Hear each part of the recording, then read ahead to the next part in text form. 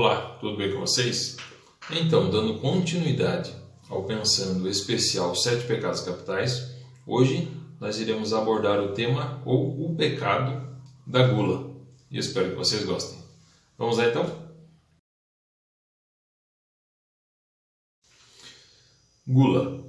A gula ela consiste em comer além do necessário e a toda hora. Esse é um dos significados desse tipo de pecado.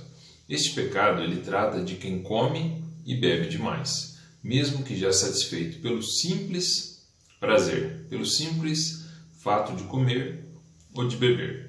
Está relacionado ao egoísmo, pois a pessoa não se contenta com o que tem, ela quer sempre mais.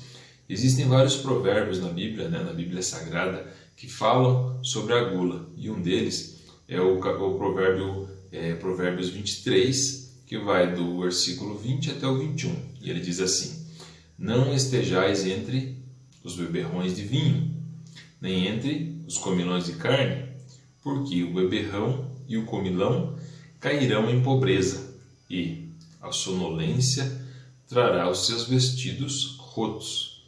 Olha que interessante, olha que importante aí esse versículo até para reflexão sobre esse tipo de pecado. Fato é que nenhum outro pecado capital deixa marcas tão visíveis no organismo de quem o pratica, de quem é inclinado a esse tipo de pecado, a gula. Pelo menos isso no imaginário popular. Dependendo da época ou cultura, um corpo roliço ele pode significar saúde, fartura, prosperidade ou ainda abuso, doença, desleixo, mas ele costuma estar associado ao consumo excessivo de comida ou de bebida. No contexto cristão, a gula, do latim glutire, que significa devorar, engolir às pressas, representa a dependência do mundo material em detrimento da valorização de Deus. Muito antes de Cristo, o poeta romano Horácio já dizia que comer demais retirava as energias das pessoas. No século XX, a transgressão ganhou outros contornos. A gula deixou de ter uma conotação religiosa para se tornar um grave pecado social. Segundo a religião, a falta de moderação sobre o que comemos indica descontrole em todas as áreas das nossas vidas, tanto física quanto mental e espiritual. Uma pessoa que não resiste à comida também vai cometer excessos ou outros excessos, como drogas, vai se deixar levar por fofocas e outros sentimentos negativos.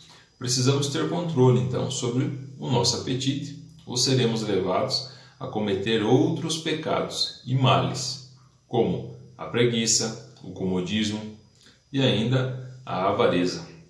Sempre naquela sintonia de que um pecado leva ao outro. Um abismo leva sempre a outro abismo e assim por diante. Nas artes, nós encontramos várias referências que trabalham o tema da gula.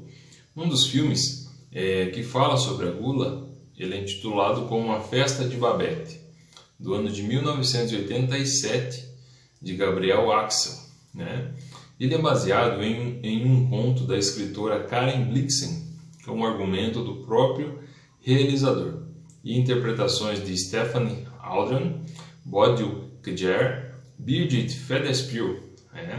E o enredo ele conta como Babette, uma refugiada francesa da Guerra Franco-Prussiana, no final do século XIX, ela é acolhida por uma comunidade religiosa dinamarquesa, tornando-se criada das filhas do falecido pastor. Acontece que a criada ganha um grande prêmio na loteria, isso é bacana, e resolve oferecer à família que a acolhe e emprega um banquete em honra do ministro protestante, servindo as melhores iguarias da cozinha francesa. Através do prazer da comida, aos poucos leva os convidados a quebrar o seu puritanismo, fazendo assim uma leitura interessante sobre a gula. Já citamos um versículo da Bíblia Sagrada que fala sobre a gula e agora nós trouxemos mais alguns. Tem vários outros, mas aqueles assim, alguns mais incisivos. No livro de Números capítulo 11 e versículo 4, ela diz assim: um bando de estrangeiros que havia no meio deles encheu-se de gula, e até os próprios israelitas tornaram a queixar-se e diziam: ah, se tivéssemos carne para comer. O pecado da gula, né? Também em Números, no capítulo 11, versículo 34, diz assim: por isso, o lugar foi chamado Quibrote Hataavá, porque ali foram enterrados os que tinham sido dominados pela gula. E ainda nos Salmos, capítulo 106, no versículo 14, ele diz assim: dominados pela gula no deserto, puseram Deus à prova nas regiões áridas. E qual que é o demônio do pecado da gula? Aquele que personifica a gula. Ele é conhecido por Beelzebul, né? Também conhecido como o Senhor das Moscas, um nome que os hebreus aparentemente usaram para zombar das oferendas de carnes podres cheias de moscas. Todo mundo sabe que comer exageradamente é um dos 7 pecados capitais, pecados ou vícios capitais, e pode estar relacionado com a precaução contra os excessos. Pode-se dizer que esse é um dos pecados mais populares nos dias atuais, já que não precisamos ir muito longe para achar uma pessoa, como se diz, boa de garfo. E nas canções? Nas canções também você sempre encontra aí exemplos sobre os pecados capitais, e não seria diferente quando a gente fala da gula. É uma música bem bacana, é a música do Chico Buarque de Holanda, o nome dela é Feijoada Completa. E o ápice da gula, onde você encontra ali, né? Ele vai estar falando assim, vai estar cantando: mulher, você vai fritar um montão de torresmo para acompanhar arroz branco, farofa e a malagueta, a laranja Bahia ou da seleta. Joga o paio, carne seca, toucinho no caldeirão e vamos botar água no feijão. Uma referência à gula aí, bem humorada também. E os 7 pecados capitais, quando você traz para a contemporaneidade, né? Como nós já falamos, eles são também hoje entendidos como os prazeres capitais. Como é que é entendida a gula nesse cenário? A gula, esse desejo insaciável de querer mais e mais, pecado que a igreja transformou em capital, ou ainda em vícios capitais. Na Idade Média, ele já foi visto de diversas maneiras. Vivemos atualmente um mundo de contradições. De um lado, o culto, né?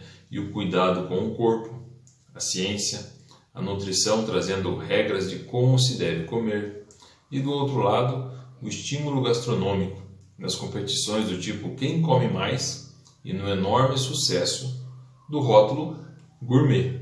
Complicado, não é? E dos questionamentos. Tem vários questionamentos. 2 deles que nós trouxemos aqui foi aquele: onde cabe a gula no mundo contemporâneo? Olhando isso que nós citamos agora há pouco. E ainda, como a humanidade inventou a gula e associou-lhe culpa? Como é que funciona isso? A gula é um pecado capital marcado pelo excesso, e tudo que há em excesso transborda e pode até chegar a ser um incômodo. Adolescentes ficam chateados com excesso de zelo e proteção dos pais. Casais de namorados podem entediar-se com excesso de afeto. Pessoas grudentas, ciumentas, possessivas. Há também o excesso de normas no trabalho. Excesso de informações também podem atrapalhar dependendo do contexto. Tudo que há em excesso pode ser um transtorno em algum momento. Exemplo, uma taça de vinho pode ser um momento de relaxamento, de prazer e até saudável. Já o excesso dessa mesma bebida, ela pode levar a ressaca, vômitos, mal-estar e um desprazer horroroso. Há situações em que o excesso de comida ocorre por estar deprimido ou ainda funciona como uma válvula de escape. Pessoas comem 3, 4, 5 ou até mais refeições por dia. Pessoas comem restos de comida encontrados em latas de lixo. Pessoas deixam de fazer refeições para que filhos ou idosos possam alimentar-se, pois não há comida para todos. Pessoas alimentam-se nos mais finos restaurantes com iguarias diversas. E pessoas que só esperam o carro do serviço social, ou as pessoas que realizam trabalhos sociais passarem entregando uma quentinha, um prato de sopa ou outra coisa que ajudem a enganar a fome. A gula é um pecado capital, pois tudo que há em excesso presume-se o caráter egoísta, que só tem olhos para o próprio umbigo, que despreza o momento sagrado, onde deve-se agradecer para apenas mastigar e engolir, e nunca se saciar. Em nenhum momento nós podemos generalizar os fatos que a vida nos apresenta. Isso é um ponto pacífico. Mas encontra-se muitos aspectos desses itens que nós citaremos aqui no pecado da gula, correto? No pecado da glutonaria. Traços de excesso vai existir, por mais que não se generalize que todas as pessoas são assim que cometem esse pecado. Pode ter os vestígios do egoísmo, sinais de problemas emocionais, coisas não resolvidas, mágoas e decepções, onde o escape alojou-se na gula. Pode ser um fato também, entre outras saídas que levam a este pecado. Então ele pode ter várias origens. Dificilmente encontra-se a fórmula para resolver todos os problemas do mundo, se é que todos veem algo como problema. Depende muito do ponto de vista de cada pessoa. Como nós falamos, tem pessoas que veem a gula ou outros pecados, dentre os capitais, como prazeres. A gula, acredito que se a pessoa se incomoda, se consegue se perceber assim, ele deve procurar ajuda, seja médica, psicológica, aquilo que lhe fizer bem. Controle emocional, o famoso conhece-te a ti mesmo, e uma dose extra de vontade, sempre. Muito boa vontade irão ajudar e muito no domínio e, quem sabe, a extinção desse pecado.